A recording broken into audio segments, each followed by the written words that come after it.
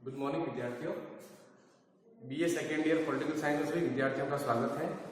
इससे पहले वाली जो क्लास है आपकी, इसमें मैंने अरस्तु के दास्ता संबंधी विचारों के बारे में आपको समझाया था। अरस्तु के 3 कॉन्सेप्ट आपके सिलेबस में है। पहला कॉन्सेप्ट है अरस्तु का दास्ता का सिद्धांत, और दूसरा कॉन्सेप्ट है अरस्तु के नागरिकता का सिद्धांत, और तीसरा है अरस्तु के क्रांति का कारण और उसके रोकने के उपायों का सिद्धांत। आज हम चर्चा करेंगे अरस्तु का नागरिकता सिद्धांत के ऊपर। आप ये याद रखिए कि यूनान में 2 प्रकार के लोग थे। एक वे लोग जिन्हें स्वतंत्र जन कहा जाता था, और एक वे लोग जो किसी की संपत्ति थे जिन्हें दास या स्त्री कहा जाता था। तो अरस्तु की जो नागरिकता की संकल्पना है उसमें संपूर्ण जनता जो है वो नागरिक नहीं मानी जाती। अगर हम आधुनिक संकल्पना की बात करें तो हम कहते हैं कि आज आधुनिक संकल्पना में राज्य के तमाम नागरिक हैं जो वयस्क हैं, जिन्हें मताधिकार का अधिकार दिया गया है, चाहे वे स्त्री है या पुरुष है, और दास इस प्रकार की संकल्पना आज के समाजों में कार्य नहीं करती। सबसे पहले दुनिया में राजनीति विज्ञान में अरस्तु पहला विचारक था जिसने नागरिकता का सिद्धांत दिया। उसने स्पष्ट कहा कि संपूर्ण जनता जो है वो नागरिक नहीं होती। नागरिक वही व्यक्ति माना जाएगा अरस्तु के अनुसार जो राज्य के विधि निर्माण या न्याय प्रशासन में हिस्सा लेने में समर्थ होता है। यानी अगर आप अरस्तु कालिक यूनानी नगर राज्य में रह रहे हैं और आपको वहां की जनता विधि निर्माण संबंधी काम सौंप रही है, यानी आप वहां की व्यवस्थापिका में जाकर विधि निर्माण संबंधी काम कर सकते हैं, या आप वहां के न्याय प्रशासन का हिस्सा बन सकते हैं, उसमें भाग लेने में समर्थ है, तभी आप वहां के राज्य माने जाएंगे। आज की संकल्पना में इस प्रकार का कोई नागरिकता का उपबंध जो है वो नहीं है। आज तो प्रत्येक व्यक्ति जिनके ऊपर संविधान का उपबंध जो है वो 4A लागू होता है, मूल कर्तव्य लागू होता है, वो नागरिक माना जाता है।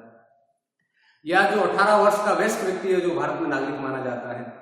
पर इसके कालखंड के अंदर संपूर्ण जनता नागरिक नहीं है। केवल वही व्यक्ति अरस्तु के अनुसार नागरिक है जो किसी राज्य के विधि निर्माण या न्याय प्रशासन में भाग लेने में समर्थ होता है। यह है अरस्तु की नागरिकता की परिभाषा। अब अरस्तु के अनुसार कौन कौन से व्यक्ति नागरिक नहीं हो सकते, उसकी भी उसने एक सूची जो है वो स्थापित की है।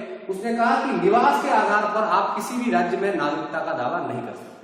आज की अगर हम बात करें तो भारतीय संविधान में जो भाग 2 है उसमें नागरिकता का उपबंध है। उसमें कहा गया है कि आप मान लीजिए 15 सालों से भारत में रह रहे हैं या किसी और देश में रह रहे हैं, तो वहां आप नागरिकता का दावा कर सकते हैं।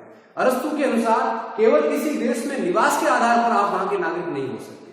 तो पहली तो उसने बात कही है कि नागरिक वो व्यक्ति नहीं होगा जो किसी देश में निवास करता हो। यानी मान लीजिए देश के अंदर वृद्ध निवास कर रहा है, बालक निवास कर रहे हैं, महिला निवास कर रही है, या मान लीजिए स्लेव निवास कर रहे हैं, तो वो अरस्तु के अनुसार नागरिक नहीं है। दूसरा वो कहते हैं कि कानूनी अधिकार प्राप्त होने पर भी कोई नागरिक नहीं होता। हमारी संकल्पना ये मानती है कि जब राज्य किसी को कानूनी अधिकार प्रदान करता है, मान लीजिए उसको वोट देने का अधिकार देता है, विधि के समक्ष क्षमता का अधिकार देता है, विधियों का समान संरक्षण देता है, या वो उपाधि धारण कर सकता है, बहुत सारे उसके अधिकार है, वो कानूनी अधिकार है।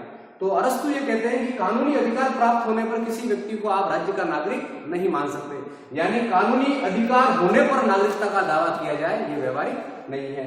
अगला है नागरिक की संतान होने पर। आप मान लीजिए भारत के नागरिक हैं और मान लीजिए आप यूनानी कालिक समाज में किसी के पुत्र हैं, तो चूंकि आपका पिता नागरिक है इसलिए आप दावा कर रहे हैं कि मैं भी नागरिक हूं। तो अरस्तु कहते हैं कि नहीं, नागरिकता के आधार पर, पिता की नागरिकता के आधार पर पुत्र वहां का नागरिक होगा, ऐसा नहीं है। यानी उसने विरोध किया कि इसके आधार पर भी आपको नागरिकता नहीं दी जाएगी।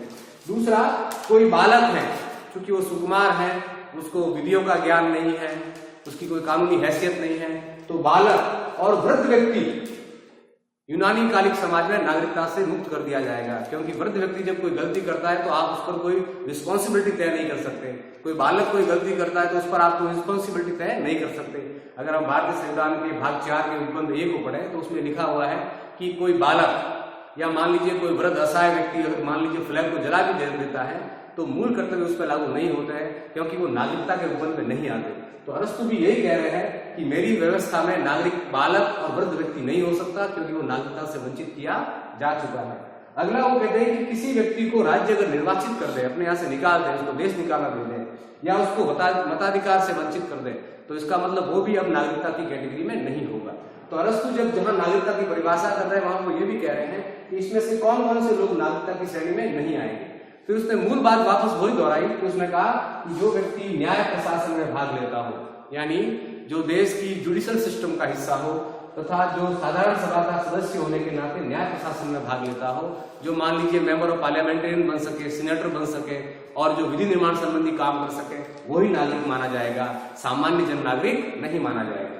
अगर हम इस पूरी सिद्धांत को देखें तो अरस्तु ने नागरिकता की कुछ योग्यताएं तय की है कि मेरे समाज में या मेरे यूनानी कालिक समाज में वही व्यक्ति नागरिक माना जाएगा जो शासन करने व शासित होने की जिसमें क्षमता हो, यानी जो शासन भी बन सकता है और शासित भी हो सकता है, यानी जो विधि निर्माण भी कर सकता है और जिसको विधि लागू भी हो सकती है। यहाँ इसका अभिप्राय ये होगा शासन करने की व शासित होने की क्षमता, यानी शासन करने की क्षमता का अभिप्राय तो ये है कि आप विधि निर्माण कर रहे हैं, और शासित होने की क्षमता का अभिप्राय यह है कि वो विधि आप पर लागू हो रही है। अगला वो कहता है कि जो व्यक्ति भौतिक व आर्थिक चिंताओं से मुक्त हो।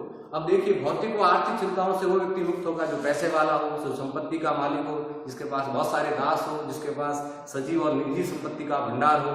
तो एक प्रकार से जो व्यक्ति भौतिक चिंताओं में लिप्त है, मान लीजिए उसको पैसा बनाना है, संपत्ति बनानी है, खेती करनी है, गृह प्रबंध करना है, तो अरस्तु के अनुसार वो नागरिक नहीं है। नागरिक वो व्यक्ति होगा जो तमाम प्रकार की भौतिक आवश्यकताओं से और आर्थिक चिंताओं से मुक्त हो, यानी जो राज्य पर ध्यान दे सके। अगला वो कहता है कि मेरे राज्य में कारीगर या मजदूर, चूंकि उनकी अपनी आर्थिक चिंताएं हैं, तो वो भी नागरिक नहीं है। एक प्रकार से कारीगर या मजदूर को आप स्लेव मान सकते हैं, दास मान सकते हैं, क्योंकि उनकी अपनी बहुत सारी भौतिक आवश्यकताएं पेट भरने के लिए, वो किसी की प्रॉपर्टी है, संपत्ति है, तो जो खुद किसी की संपत्ति होगा, जिसकी अपनी भौतिक आवश्यकता है, मेरे हिसाब से वो भी नागरिक नहीं है। और एक वो कहता है जो स्त्री न हो, जो स्त्री हो, स्त्री न का अर्थ है ना, जो स्त्री हो। विशुद्ध रूप से यूनानी समाज में मैंने पहले भी कहा कि दो प्रकार के लोग हैं, स्वतंत्र जन और दास।